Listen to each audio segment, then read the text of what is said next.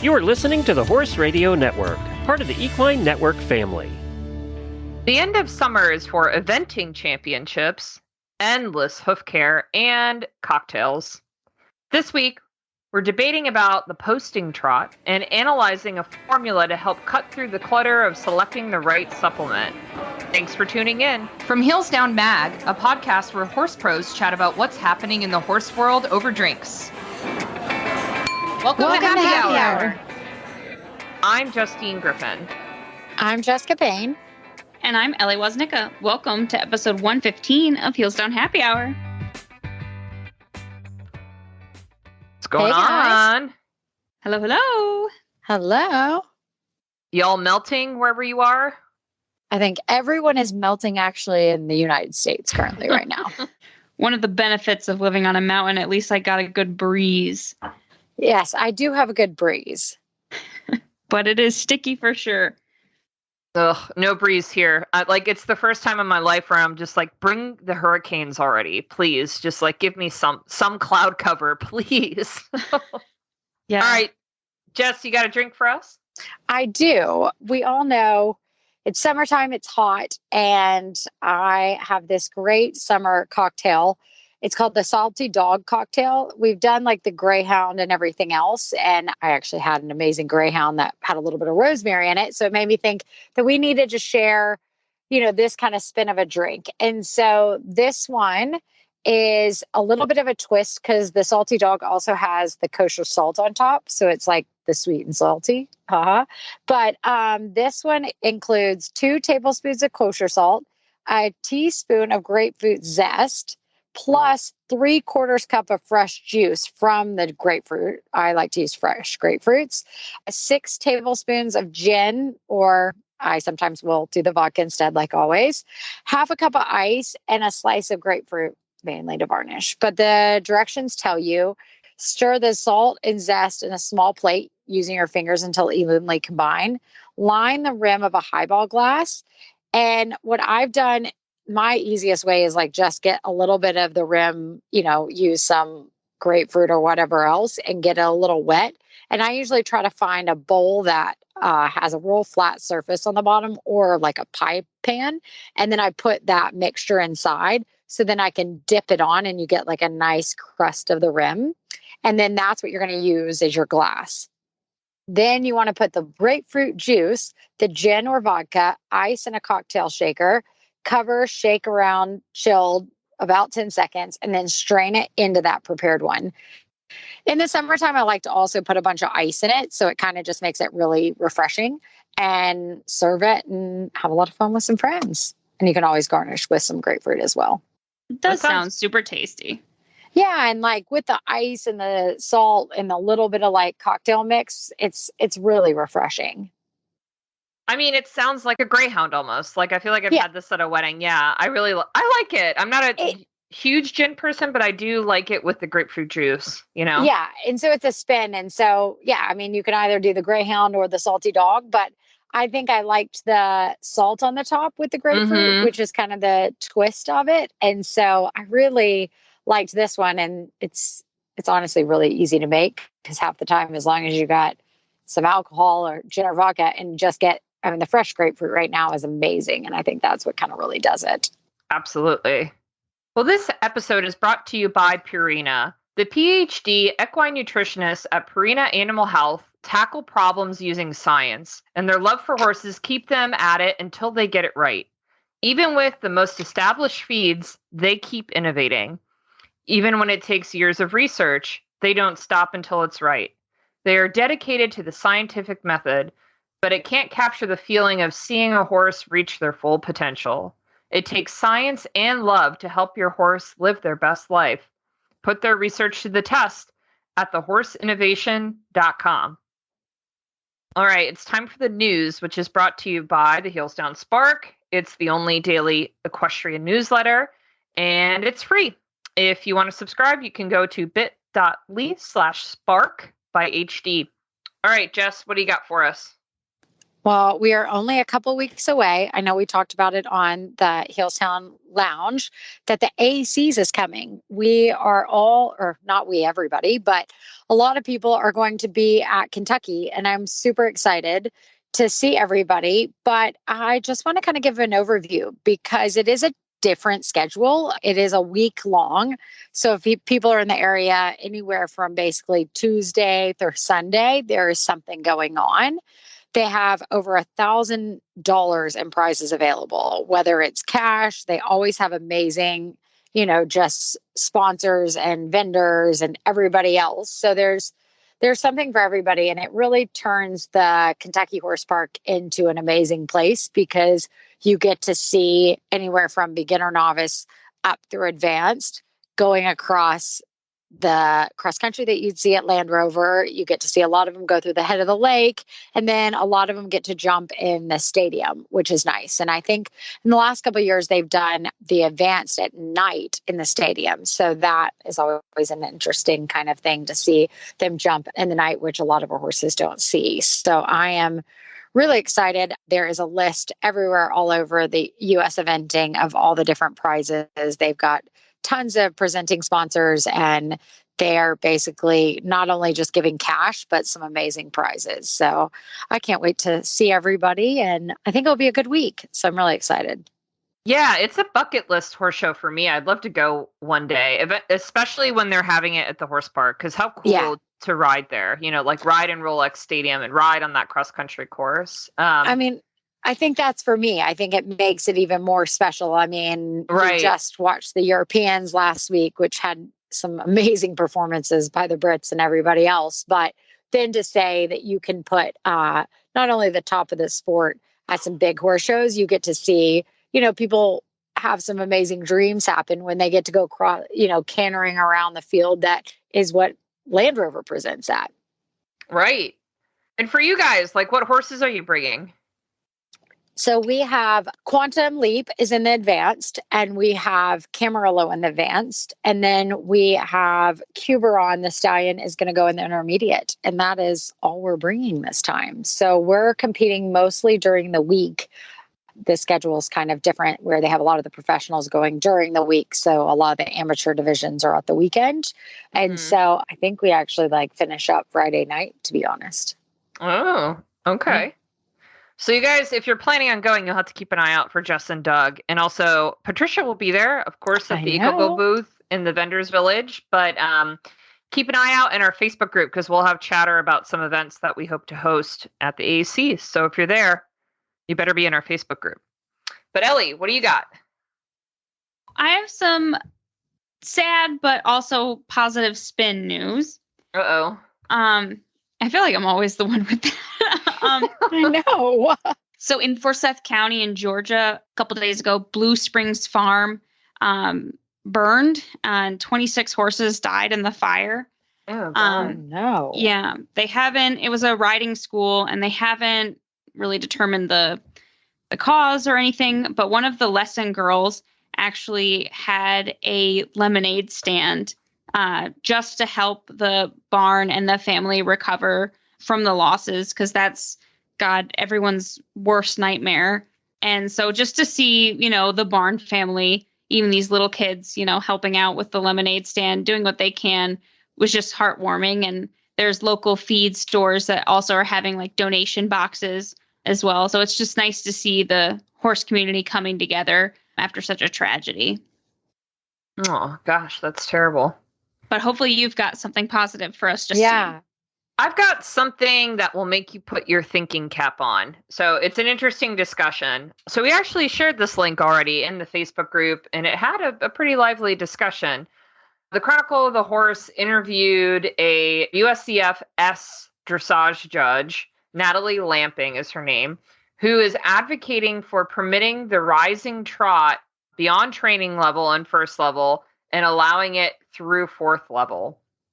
So as you can imagine, there are people crawling out of their skin about this. And then there are people who are like, wow, that's very kind to the horse and kinder to or more inclusive for a variety of riders and different body types. And it sparked an interesting discussion. And there's no rule change coming up or anything that really shows that like anything would change right now in the sport.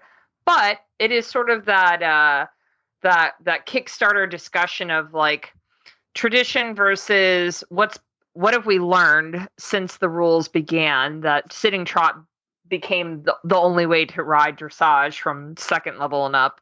Have we learned anything since then, and can we go back and make adjustments that based on this new knowledge, over time? I think it was a well-made argument. I'm sure you guys have both read it in the Chronicle of the Horse by now. And I do agree that I think like if we can think about dressage. I like dressage. As I get older, I like it more. I think when you think about the body of people who ride dressage, I do think they tend to be mostly women, probably a little bit older women, right? So why wouldn't we cater to the community that loves the sport the most, right? And make it comfortable for the people and the horses who are competing at these levels. And this, the argument here is like, if you want to sit the trot through fourth level, like you do you, man. There's no one telling you can't. But why can't the rules be a little bit more lenient for people and horses, especially, that maybe like sitting the medium, the medium trot across the diagonal, right? Like, could it be more fair to the horse if you allowed that rider to post it? I don't know. Do you guys have thoughts, Jess? Ellie? I mean, I think, from my opinion, it's kind of both. Like, it's the classical dressage where you're teaching the horse to accept your seat and everything else. But then I kind of get it. Like, it's the same thing. Like, you're not asking the highest level to not sit the trot.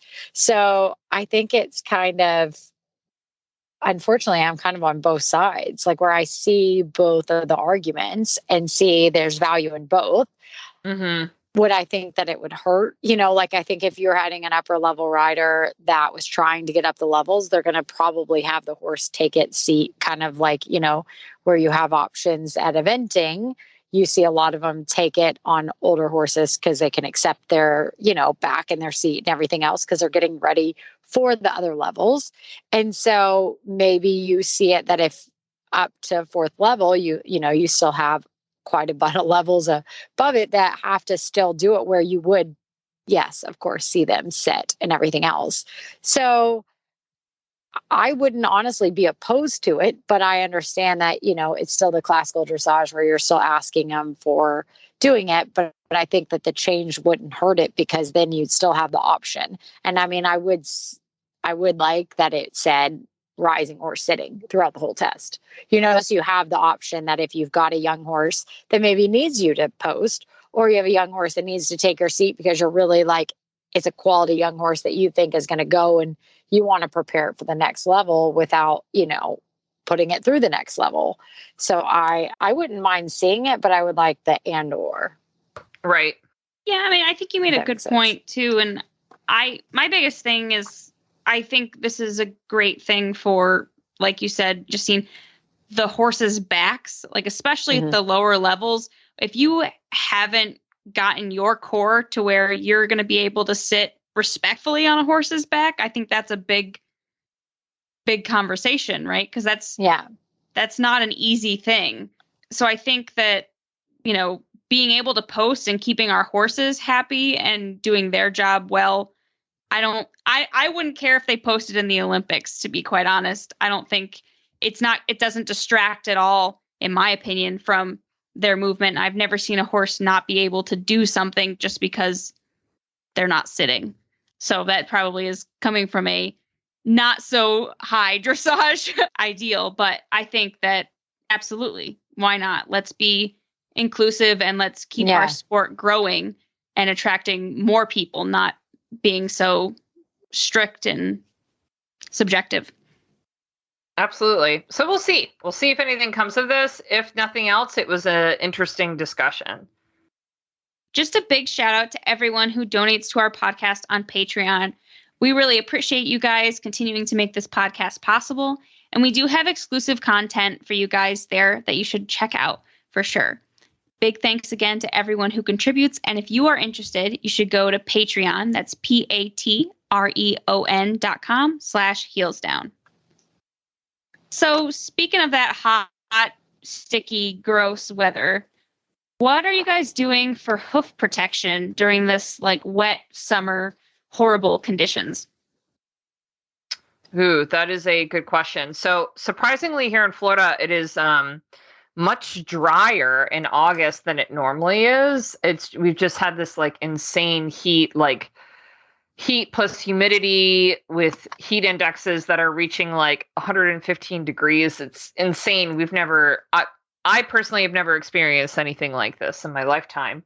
But we're getting closer and closer to peak hurricane season here. And like today was the first day I felt like, oh, here comes the rain. Like those thunderstorms are finally starting to pick up.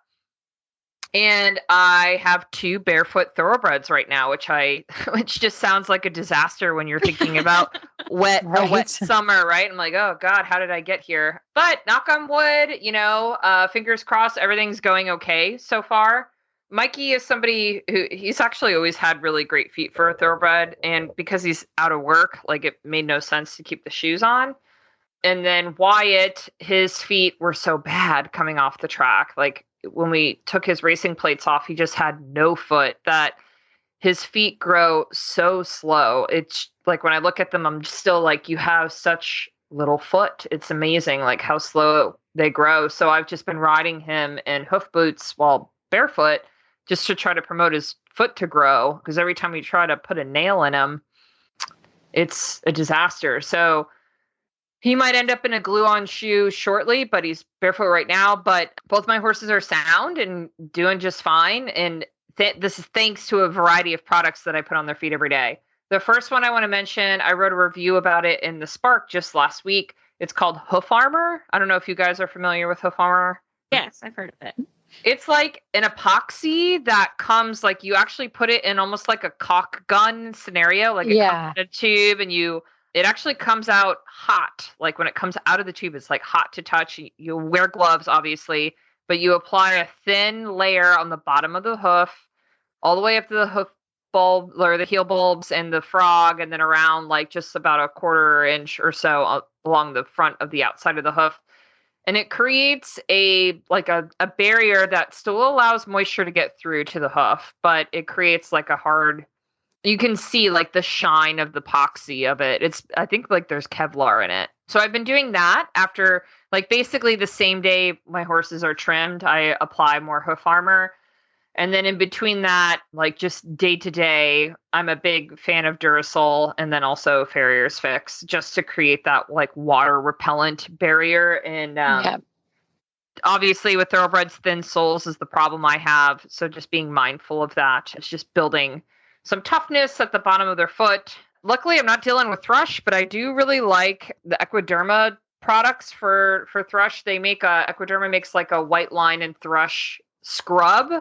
It's chlorhexidine is the main ingredient in it, and you like it's bright green. It's like the weirdest color, but you put it on the frog and you scrub it with a brush, like the brushy side of your hoof pick, and then I just leave it on, and it's really amazing. It like sucks all the moisture out of their frog super fast. So I would say between those 4 things, that's how I survive summer.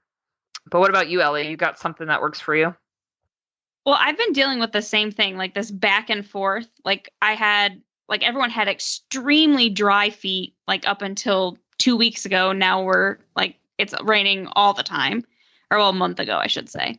But so I actually went old school, like that traditional, that yellow can of hoof oil, the Fibings hoof dressing. And that was actually my farrier's recommendation, because he was getting to the point where my horse's feet were so hard to the point where he would try to drive a nail and the nails would bend. Like they were just hard and brittle and wow. It was wild. Oh, wow. It was, leave it to Berkeley to find something to do. But yeah, so that actually made a huge difference. Like just coating that and he now is back to trimming normally. And so that's definitely great for like dry and kind of brittle feet. Like that does a good job of keeping the moisture in. But now we're in the constant, like I swear to God, it rains every day, which makes the whole like getting the rest of our hay kind of a frustrating situation. But a product that I've tried for the last couple of years and I was hesitant, but I like it a lot. It's the Ethel Hoof Ointment. Mm-hmm. It's kind of like a Vaseline type consistency, but I really like it because it has a little bit of that, disinfecting effect for like thrush and things, but it also has like, since it is that Vaseline type consistency, it's water repellent. Like literally if I put it on and then bathe a horse, like the water just drips off. Like it does not go in their feet. So I love doing it right now, especially before they go out in the mud, to just kind of help them not stand complete. I mean, if you're going to stand in the mud, at least then this will help a little bit. So yeah, I really like both of those, but I'm a big Farrier Fix as well. That stuff is amazing. It's like liquid gold, man. Yeah, and it's priced at liquid gold too. It is. Yeah. It's That's the crazy. problem. I Yeah. know. It's like anytime I spill it, I'm like, oh my God, that was $15. Exactly. I'm like, no, please don't. What about you, Jess? Do you have products? So, yeah, I guess it was probably almost 8 months ago. A couple of our horses, just because we've moved a bunch and like we've all talked about, it gets wet and then dry, wet and then dry and everything else. And just a couple of them's like hoof quality. It didn't matter what we were putting on them. Like we were like, we need to feed something in. Like they need some more biotin. They need some more stuff. So we ended up starting to feed a supplement.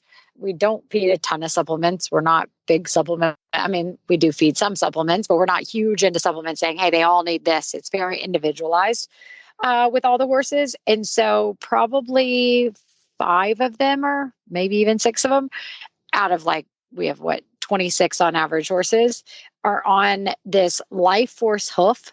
We started them on a hoof supplement that basically they love it because it's extremely palatable. It's an oatmeal molasses based pellet. So it's not a powder. So it's not like you're feeding them a bunch of powder and stuff. It's like a pellet and they actually really like it. And so it's one for their skin, coat, and mainly hoof. And so we started feeding that probably 6-8 months ago. They started feeding a hoof supplement, and we've really found the quality of their feet improve. And we haven't stopped, doing the other stuff. But that has been one of the big things, is that we've swapped to kind of individualize a lot of supplements in them. And so we've loved this Life Force formula and everything else. So it's been great. And then the other trick we do, and we've been doing this for years, is Sure Hoof. And I buy it in the gallon, and I just get, a lot of times we'll have I will buy a couple smaller ones with the paintbrush and everything so we can refill it. But we do it half to maybe a little bit more than half of the Sure Hoof, and then do it with vegetable oil or canola oil or something. So it's an oil based, and it just, because it's super thick. But that is a great everyday kind of hoof polish. And we just paint it on their feet, and it's amazing. We love it. It's this big gooey black stuff. And it really, I find it kind of does a little bit of both. It repels the water and everything because you've got more oil in it and stuff. But it also is a hoof moisturizer. So we love it. So if we're trying to make sure their hooves are staying healthy from the outside, we put that on. And then if we find that they're getting soft and everything, we'll switch to the Caratex, good old Caratex, old school Caratex. And then we also love the Duracell. Those are our go-to products. Got it. But the Sure Hoof is a lot more affordable when you mix it. And so it's when you're doing 26 horses and you need to put hoof polish on, it's okay, great. This is, strengthening them, keeping them moisturized, and all in one. Mm-hmm. Yeah, that's such a good one because it's got that turpentine in it too, doesn't it? Yeah. Yeah. Oh, yeah. And it's that thick turpentine. And I mean, you buy a gallon of that thing, so I buy a gallon of a lot of times I have to go buy a empty can of hoof, just a hoof brush with a can that's empty so that I can do multiple ones. And so I'll do that. And then with some vegetable oil, canola oil, basically whatever's on sale and cheap. And you do little more than half of the Sure Hoof, and then the rest vegetable oil, shake it up, and it lasts for forever. So you're basically getting almost double on that big gallon one. Nice. Yeah. And the gallon of it, I don't even know. It's not that badly priced. So you're that's amazing.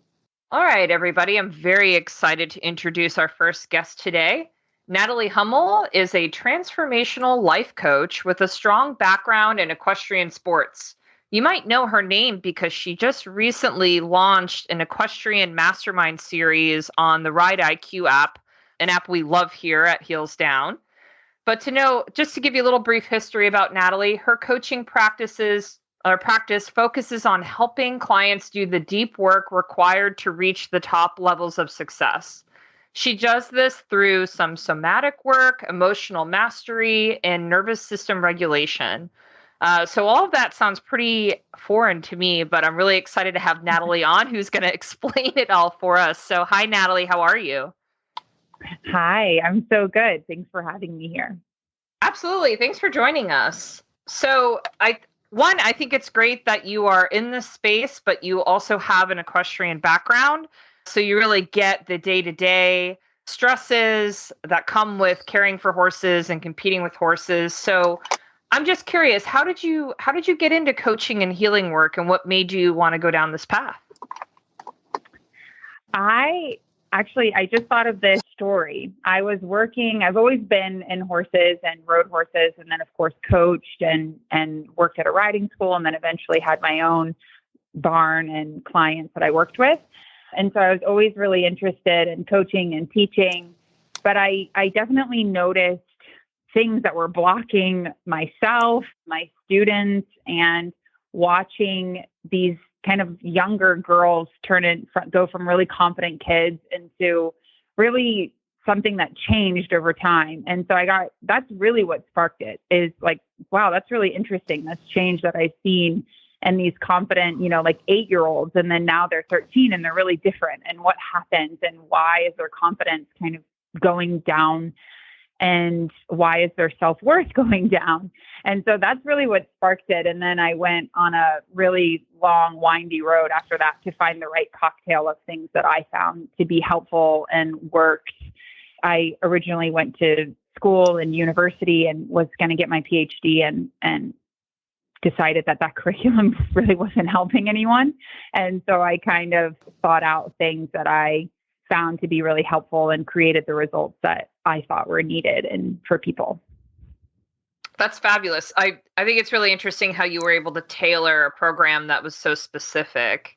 So you were a very serious rider at one time. Do you still ride, or how has your relationship with riding changed since you began your own curriculum and went down this wellness journey? I don't ride. I would love to. I would love to again. My life has kind of taken a lot of different turns since I stopped riding, and I've gotten really obsessed with surfing. So my cool. life is, all the effort that was going to horses is now going in the same enthusiasm towards surfing. So I can talk to you about the difference of how I show up to that. But I don't ride anymore. I love horses. I love the sport. And when my life goes and moves towards that direction, I would love to have a horse again. But right now it's more geared towards surfing, which actually there's so many similarities. And from doing this work, I can show up totally different to it. I don't have the same self-worth patterns, low self-worth patterns that show up. I don't have the same self-sabotage patterns that come up. I don't have my nervous system blocking me from taking in new information and learning. And when things get really challenging, as they do in surfing, the waves are really unpredictable and swell and size and other people. Again, there's so many correlations.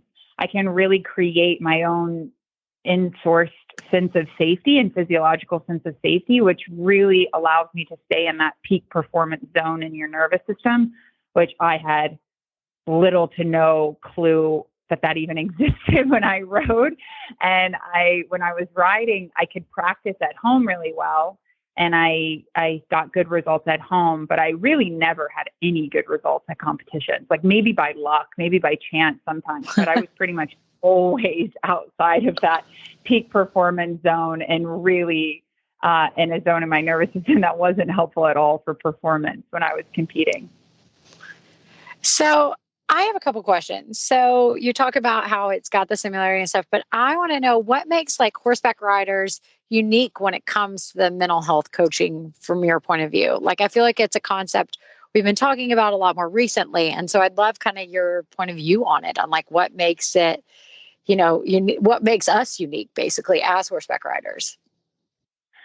There's a couple of things that come to mind on the psychology level. What comes to mind is I seen and I experienced, and what I was noticing in my students is there's a real self-worth.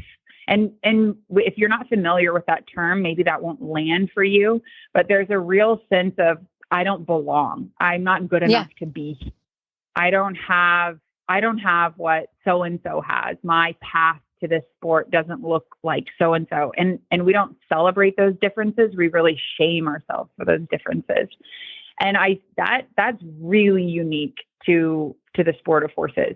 And I think because so many of us start at a young age, we're also making a lot of misunderstandings at certain developmental points, and they stay with us. They go really undiscovered, and they really affect everything from our ability to learn and perform and connect with our horse.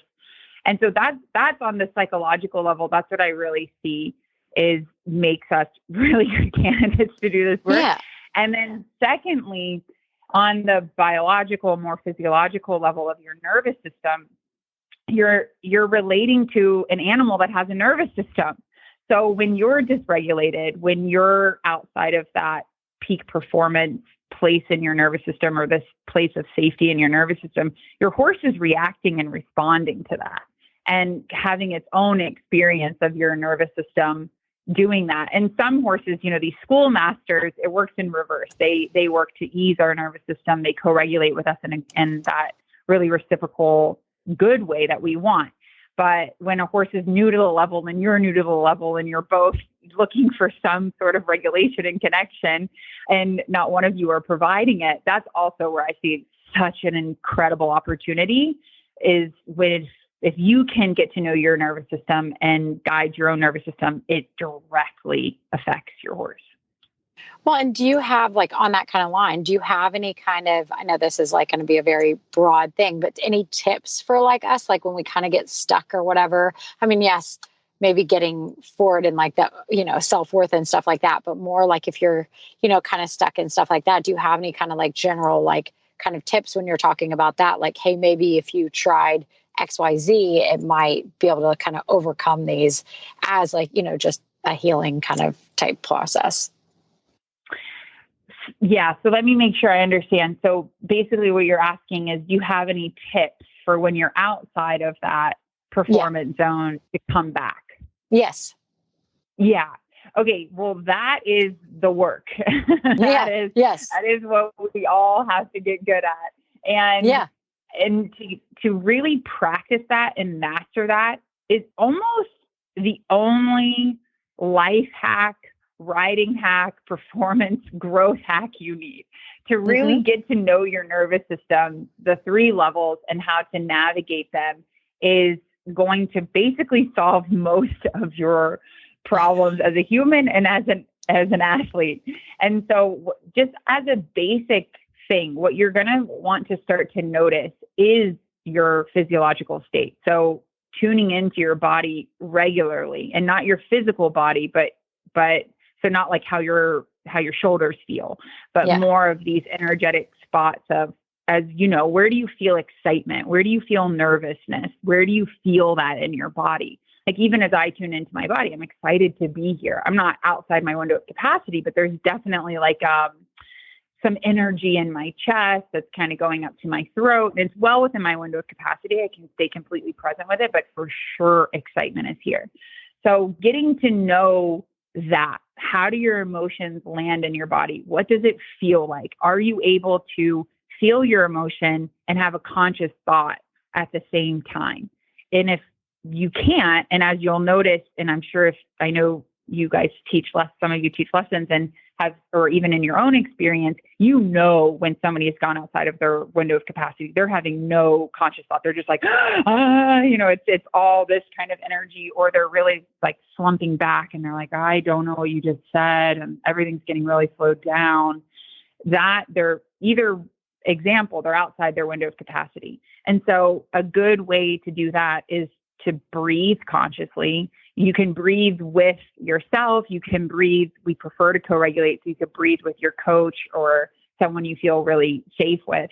And that will start to bring down those physiological sensations, and you'll come back to your window of tolerance. You'll create a sense of safety. And when you have an emotional sense of safety or a physiological sense of safety, then all of your defensive patterns turn off and all of your peak performance things turn on, like your frontal lobe is fully there, your muscle memory is full there.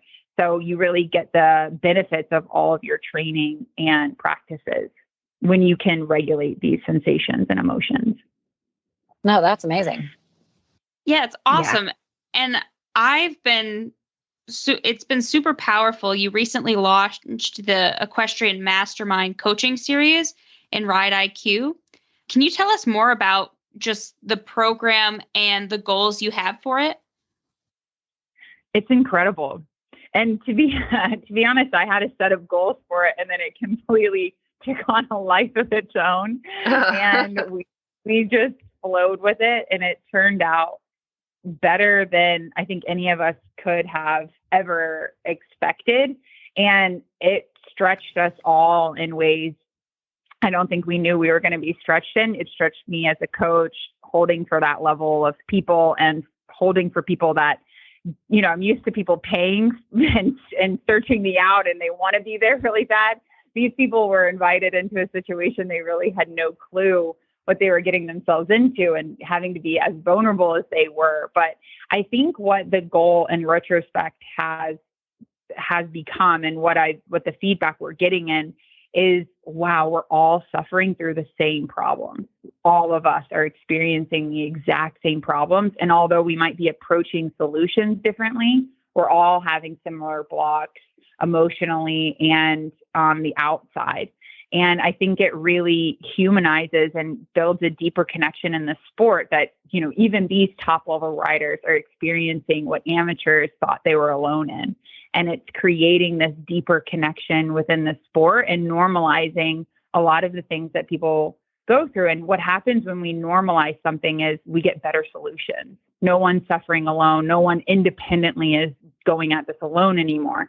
And when that happens, we come up with better, more optimal solutions to people's problems. So that's what I'm really excited about. I think it'll really move the needle, not to make it bigger than it is, but I think it will really start to move the needle in the sport of, like, how do we solve these problems? What is the most effective way? If everyone's dealing with them, let's get really good at solving the right problems.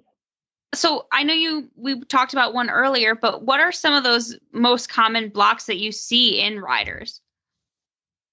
Well, for sure the self-worth one, and then secondly, or I don't know which one I would put first, either the self-worth or the nervous system regulation one. I don't think that's even been on anyone's radar. And even in other top sports, I'm actually taking this other certification where the guy really focused on pro tennis players.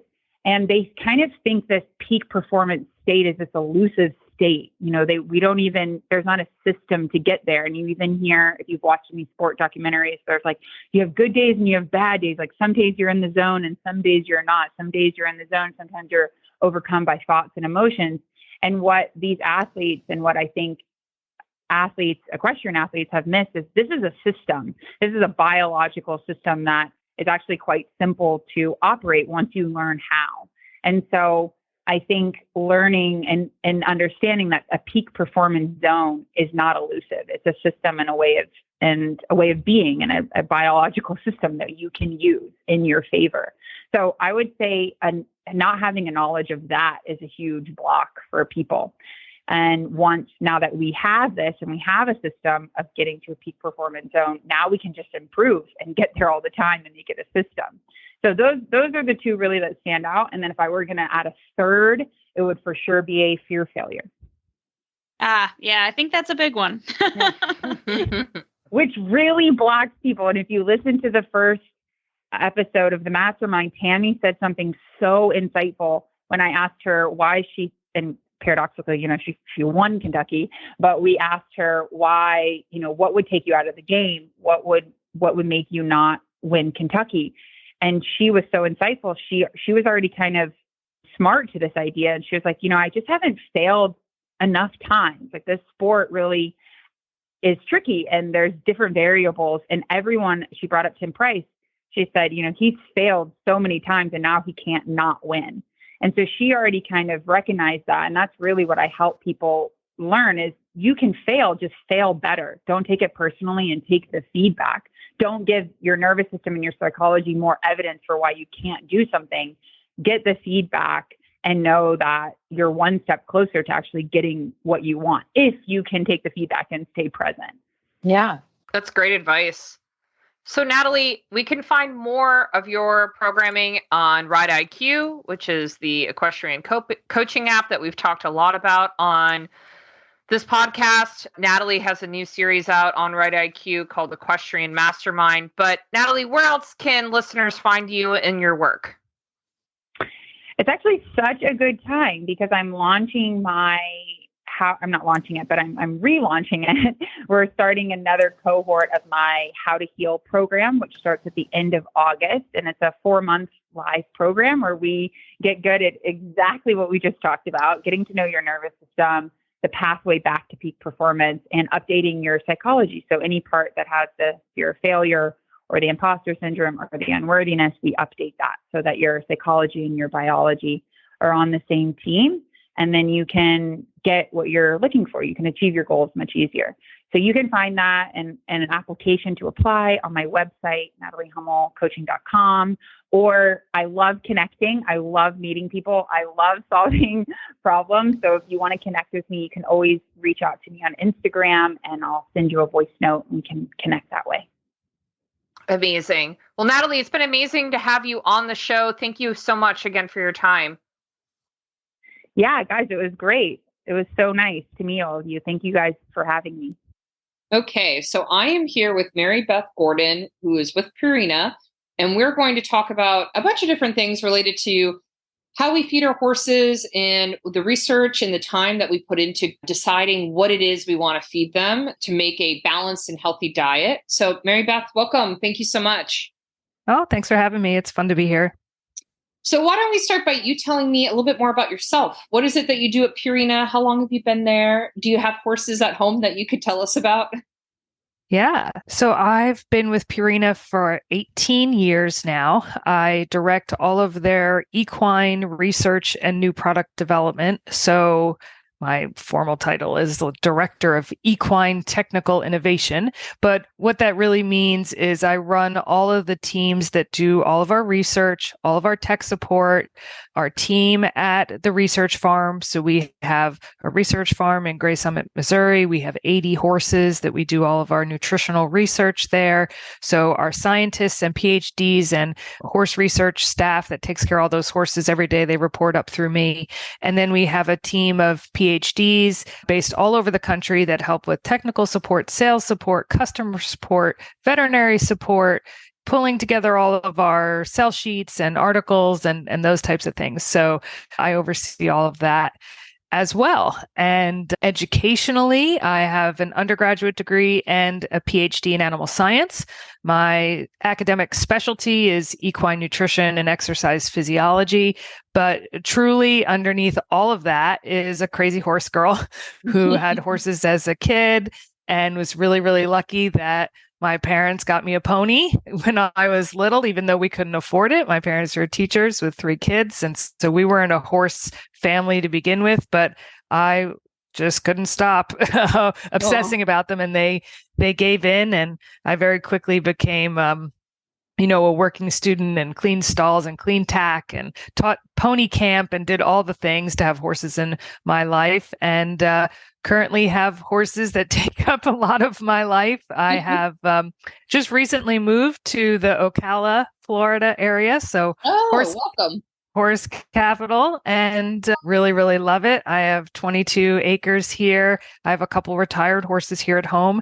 And then I have 2 really nice performance horse mares that maybe someday I'll get into the show ring. We'll see. I really do enjoy sort of the day-to-day training processes and that type of stuff. And I ride dressage, and I really enjoy like natural or relational horsemanship with the horses and do some liberty work and all that kind of thing. So yeah, long intro to basically say it's all horses all the time. I love that. And welcome to Ocala. I'm just down the road in Tampa. Oh, okay. That's great.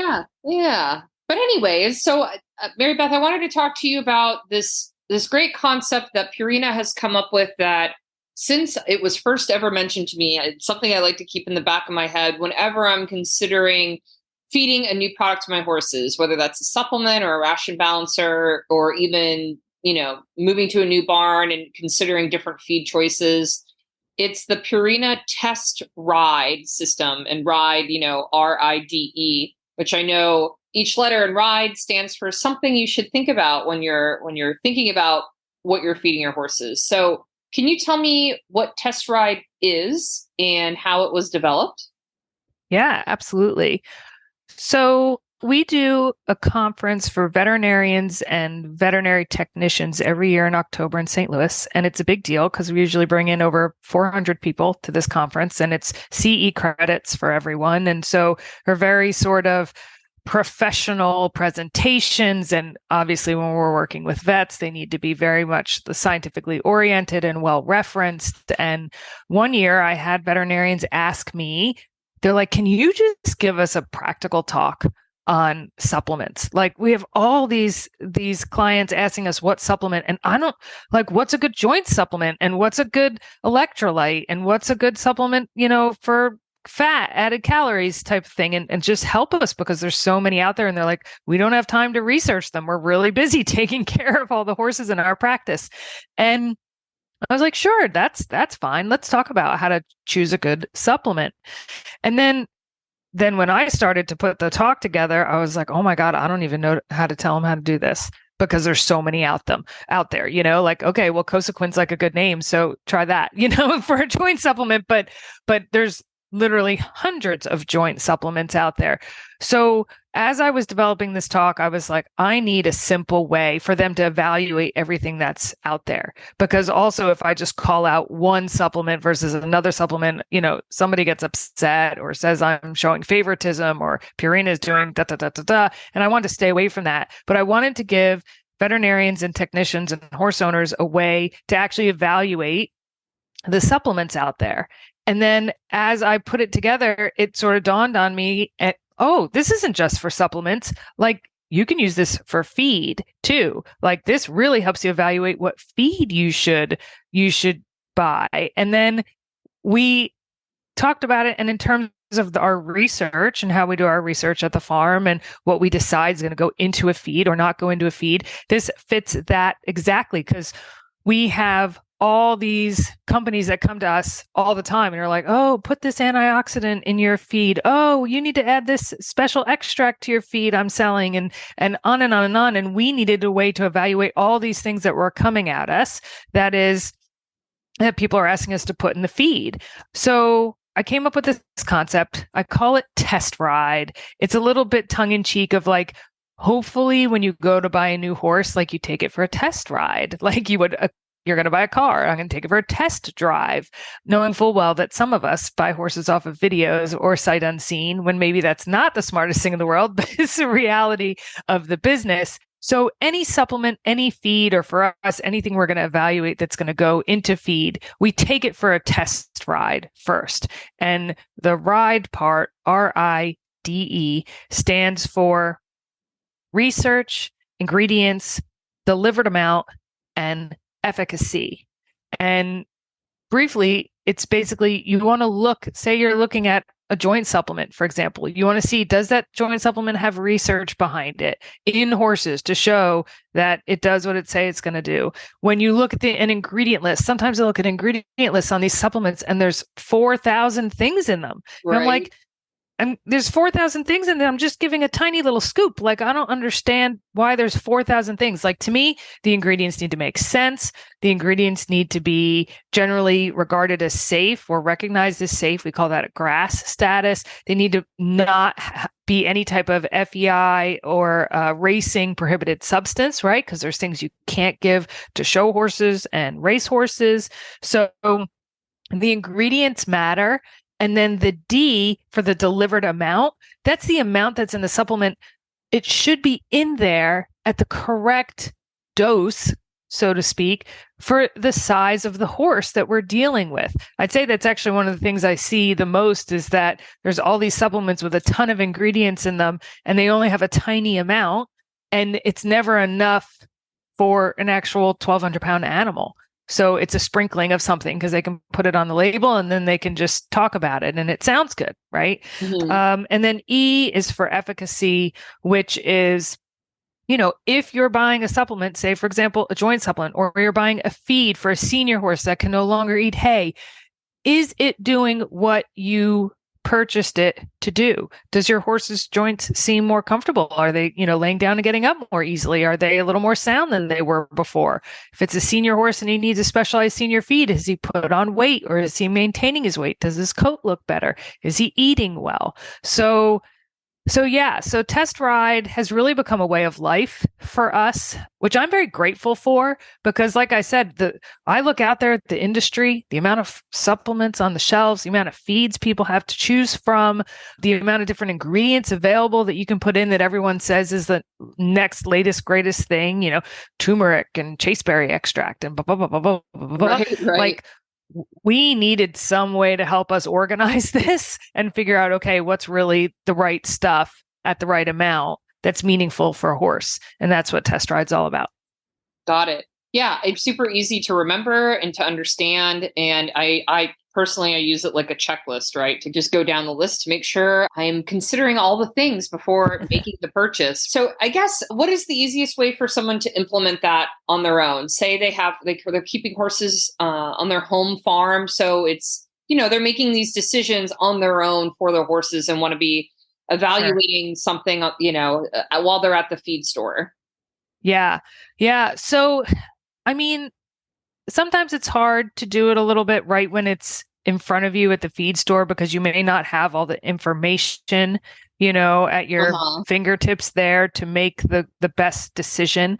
That's where working with a company and starting with like, okay, well, I know Purina is really dedicated to research, or I know this other supplement company is really dedicated to research and they do really good products, put out really good quality products. So I'm going to start with looking at those companies versus other companies type of thing.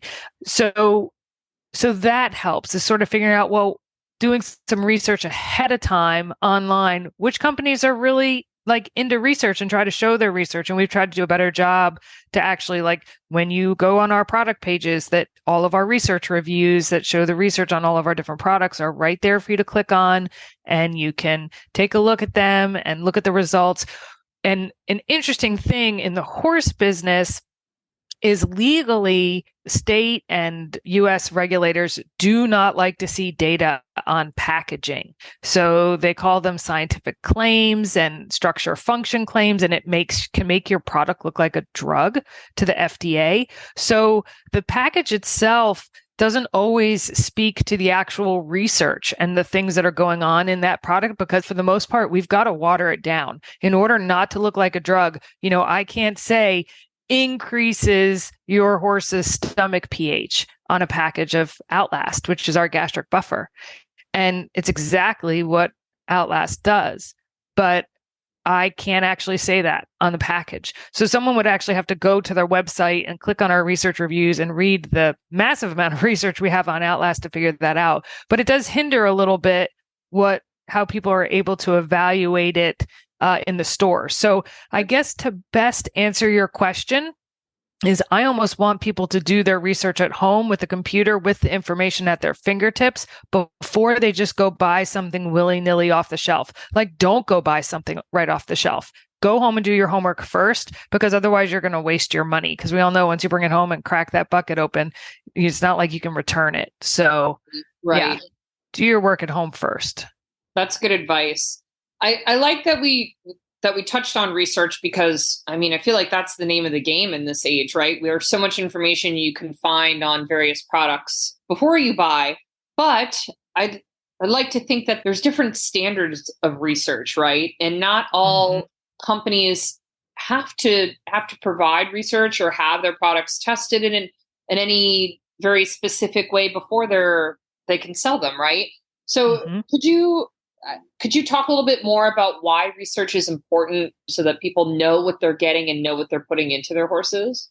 Yeah, sure. That's a great question because it's so easy for people just to say, oh, this has research behind it because they looked up something in a book. Like, oh, yeah, I looked in a book, therefore I did research, right? And it's like, no, because for us, and this is actually one of my favorite things about my job, is I love it when the horses tell us the answer.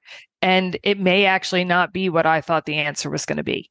So that to me is what research needs to be about, is the horses telling us what is the right thing, for their body, and is it truly making a difference? And I'll give you an example. We had a project we did a couple years ago.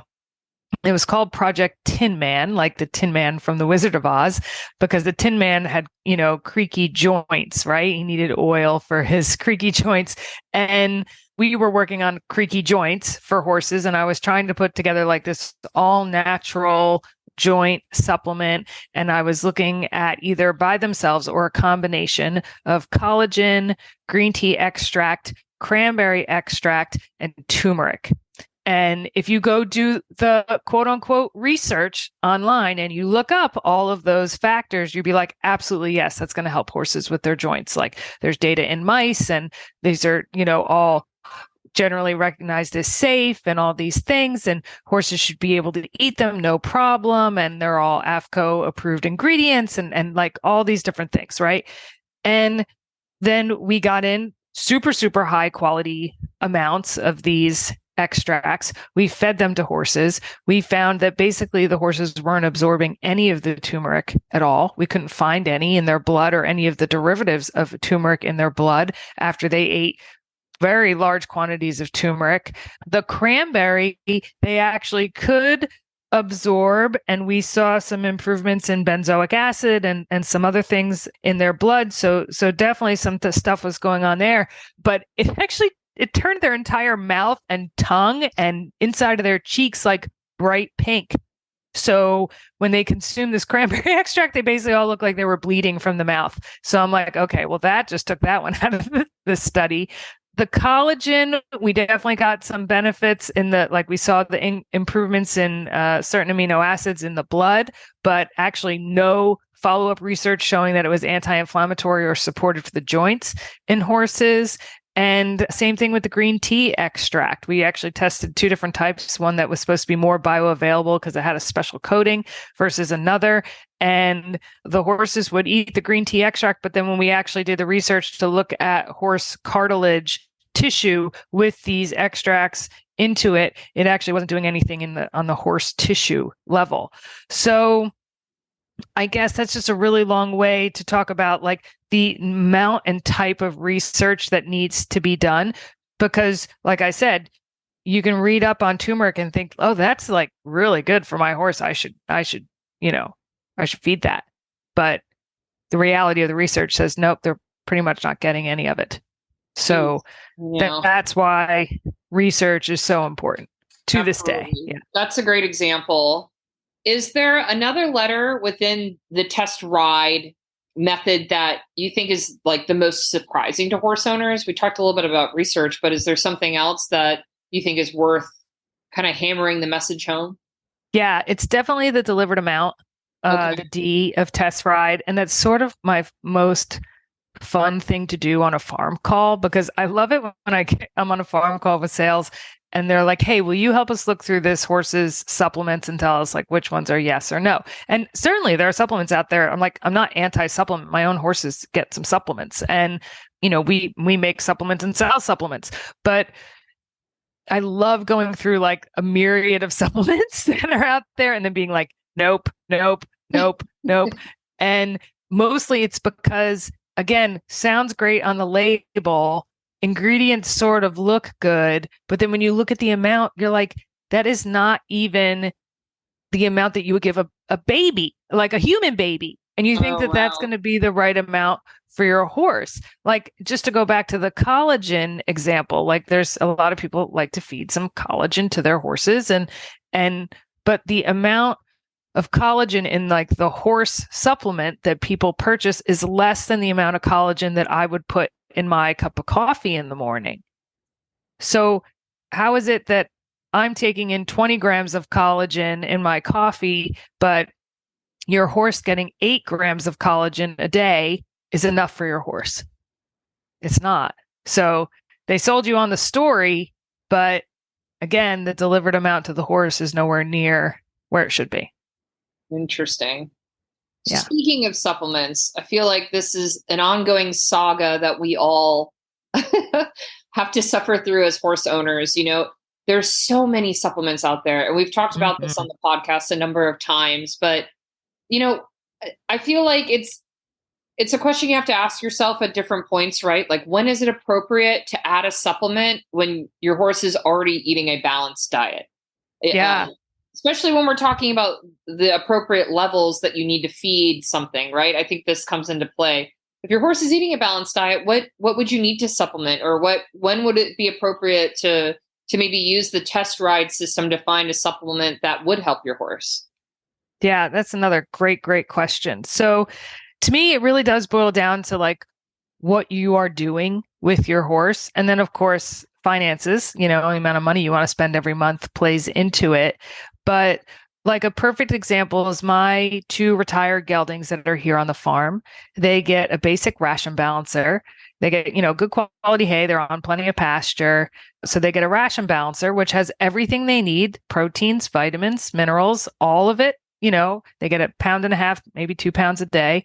And then they have free choice white salt. And on days where it's super, super hot down here in Florida, I'll toss a tablespoon of salt into their feed, or I'll give them a meal of our Replenimash, which is our mash sort of diet that has a full dose of electrolytes in it.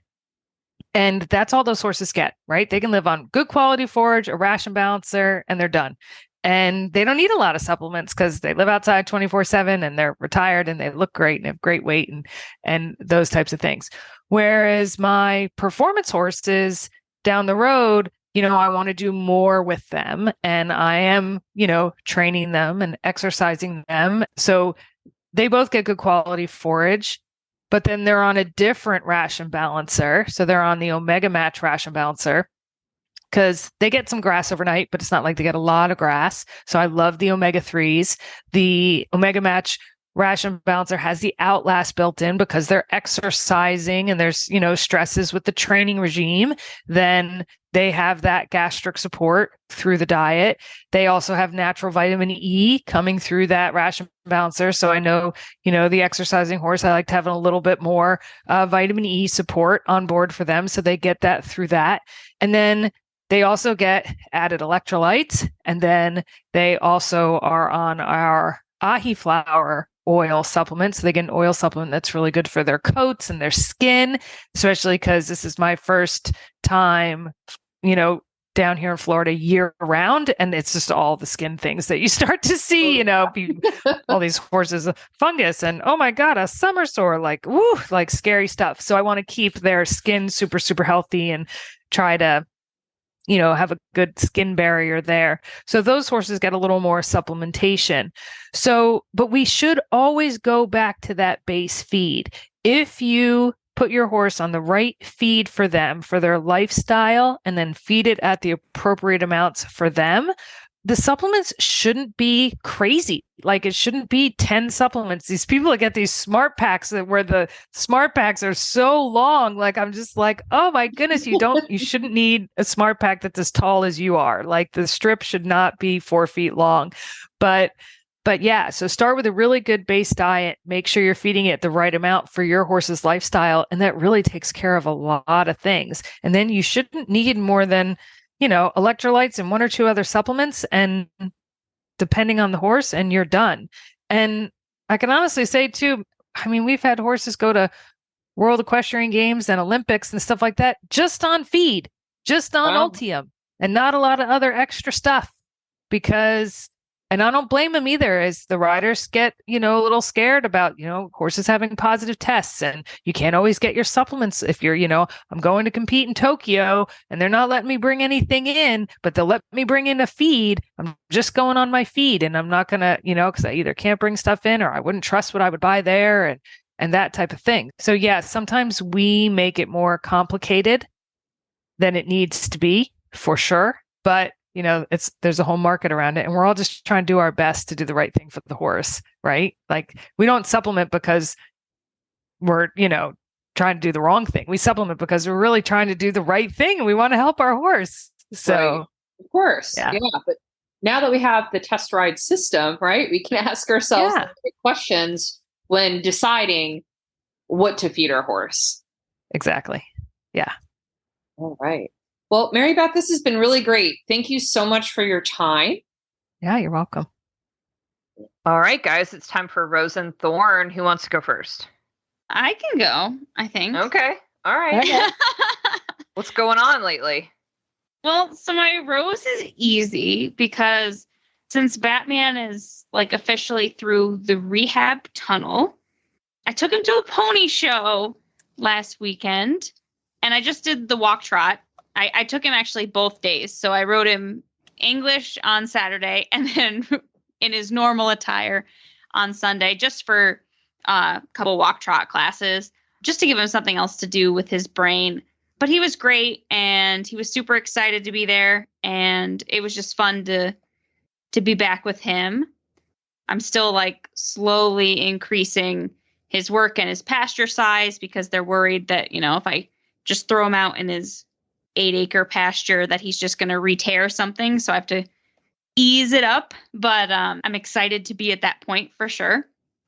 But my thorn is I'm still having a lot of like body problems, man. I have, like, they call it dead leg, which is kind of like you just have like a leg that's like numb all the time. Yep. So it's really annoying. And like, I felt bad a show I took Q to because I couldn't get him to pick up the left lead because I just couldn't use my right leg properly.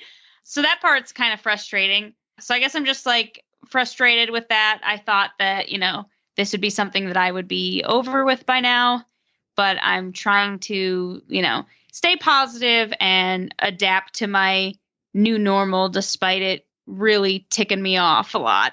But so that is my thorn for sure.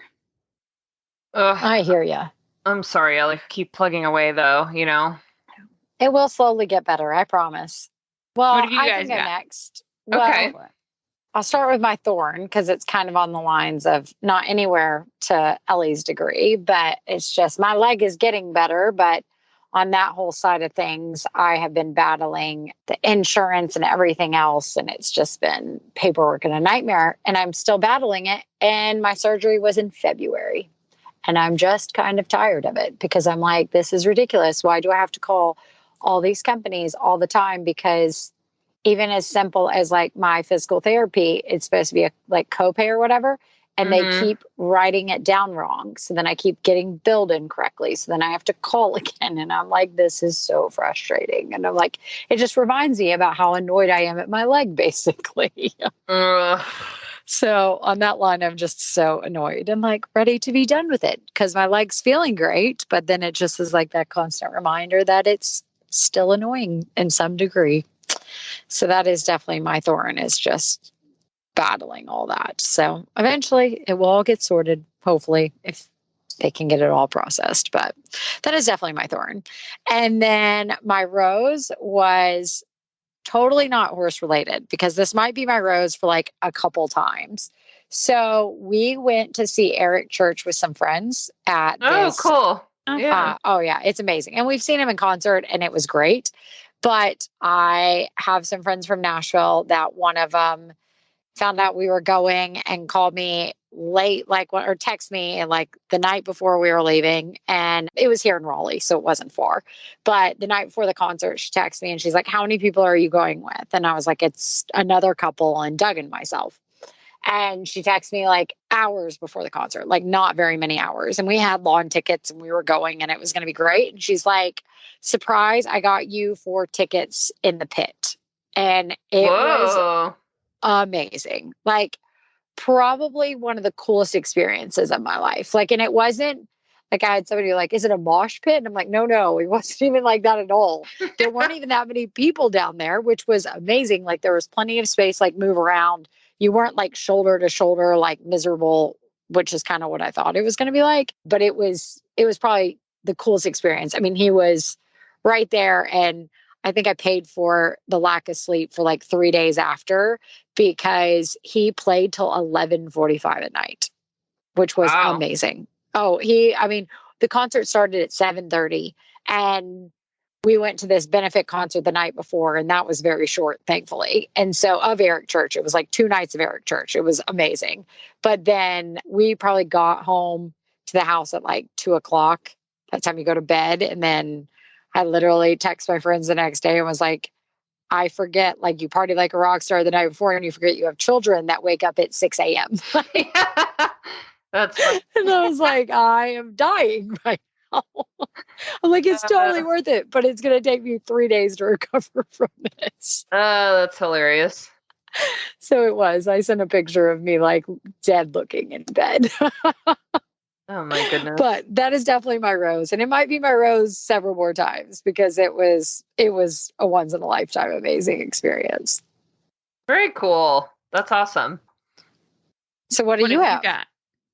Oh, what do I have? Let's see. I would say my rose is that I submitted my final entry for the Thoroughbred Makeover. So Nice. there was a time not too many months ago where I was like, who knows if we're going to make it? But now Might not make it. I've paid the money, knock on wood, everyone's sound, nothing, you know what I mean? Like it's all happening, I think. So That's amazing. I know, I'm very excited. So I paid the entry. The Thoroughbred Makeover, like they're really great. The Retired Racehorse Project. They run a really wonderful community online.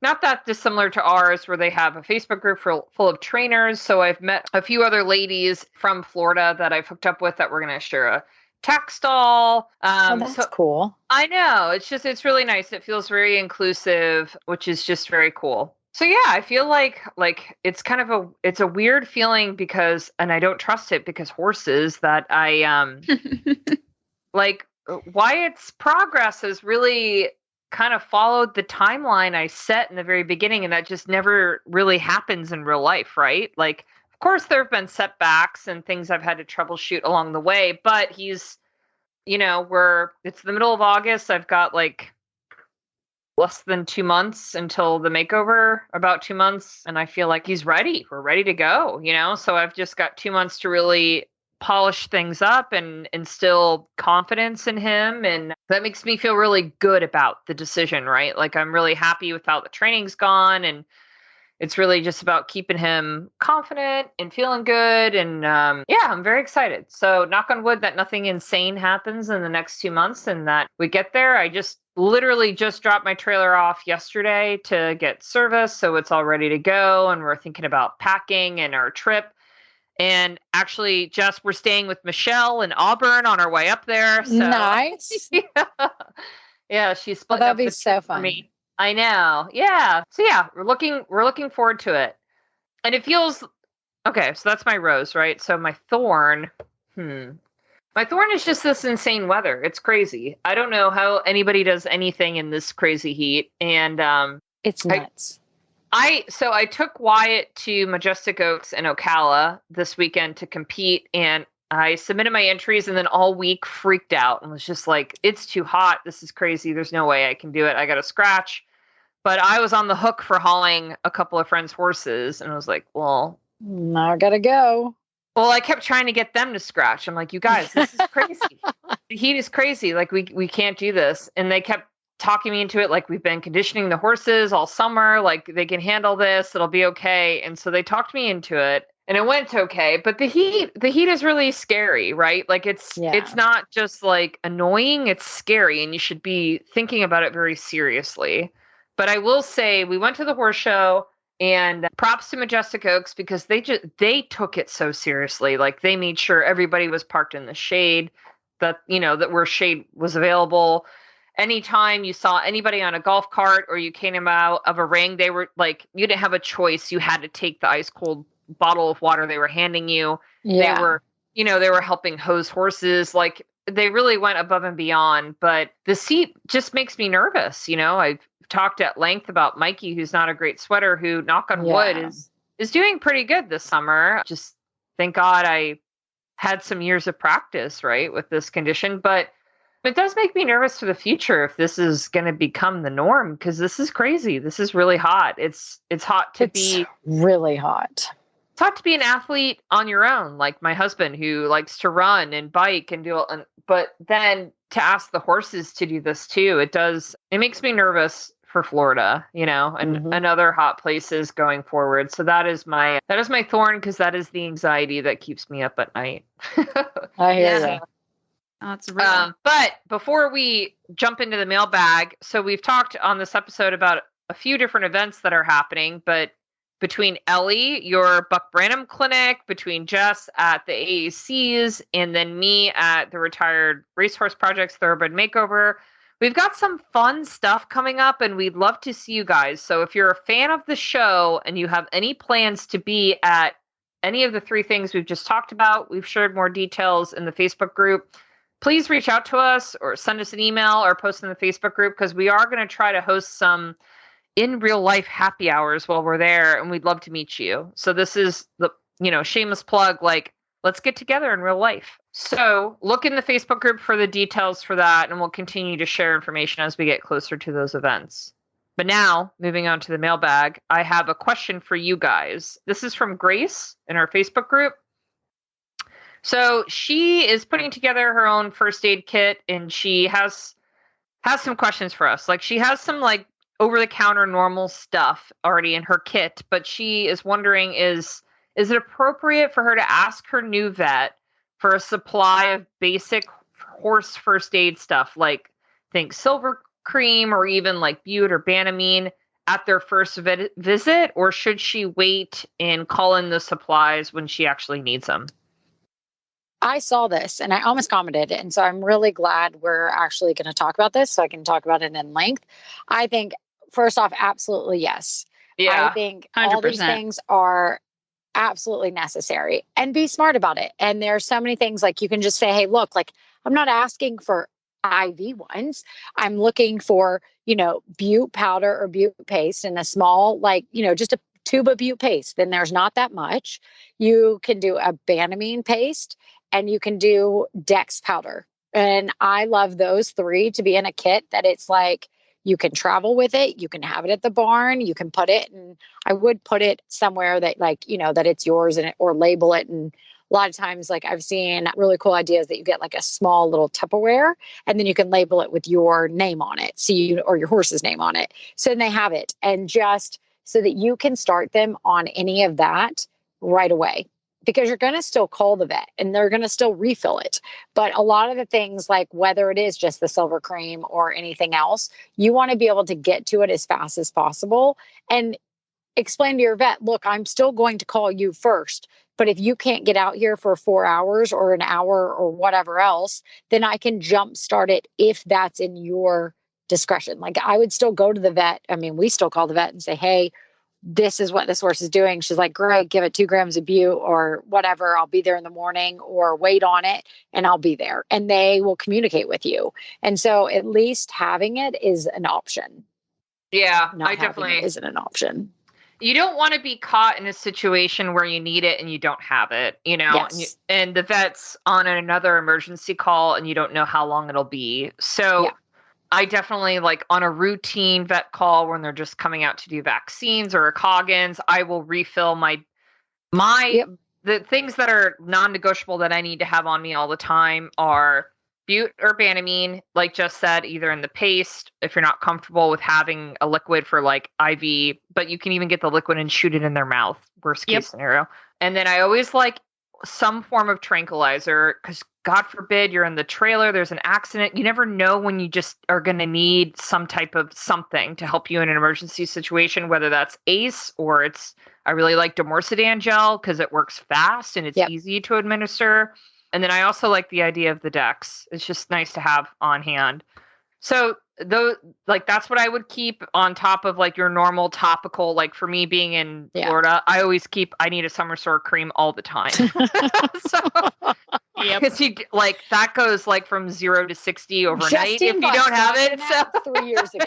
Yeah, you don't want to. Actually, funny story is I ordered Reserpine from my vet because my horse is psycho coming off stall rest, and the pharmacy messed up and sent me a giant box of summer sore cream, and I called the vet like, please don't charge me for this. Can I drop it off? And they're like, no, they're just gonna have to destroy it because it was like a misfire. They didn't mean to send it to you, so keep it or just destroy it. I'm like, I'm not destroying. I'm not destroying that. Are you kidding me? This is like gold, So I'm stocked up for life, but that's amazing. But yeah, so yes, absolutely. The first time you talk to I would ask your vet, what should I have? Because I'm pretty sure your vet would recommend that you have mutant Banamine at least on hand. Yeah. What about you, Ellie? Did we miss anything? No, the Dex is huge, I think. And I don't know about you guys, but I always get excited when I go through my med cabinet and something has expired. Like if a tube of Banamine has expired and I haven't used it, I'm like, oh, thank God. They've been healthy this month. I know. Get so excited about that. I'm like, time to buy more. But thank God. I mean, and the thing is too, honestly, I mean, after a year, I'll throw it out. But I still use it too, my expired 100%, stuff. 100%. Because if you need it and that's all you have, it does still work. It might not be as potent, but it will still work. I have expired Dex in my fridge right now, but it's still there if I need it, Mm-hmm. I don't think I have yet to meet any equine vet that would say no to these things, because they're also going to want you to have these things, because when you call them, if something's wrong with your horse, they're going to immediately ask you for their basic vitals and say, okay, give them Banamine now, give them this much and I'll be there, So yeah, stock up. Yep, absolutely. So if you have a question for us and you want us to answer it on the air, you can always send us an email at hello@heelsdownmedia.com, or you can join our Facebook group, which we've talked quite a bit about this episode. It's the Heels Down Happy Hour Facebook Lounge. We have a lot of fun and interesting conversations there all the time. And if you want to hear more from us, you should subscribe to the Heels Down Spark. It's the daily equestrian newsletter by Heels Down. You can do that by going to bit.ly/SparkByHD. And we want to say thank you to our partners this week, Purina. All right, guys, that's a wrap. Cheers. Cheers.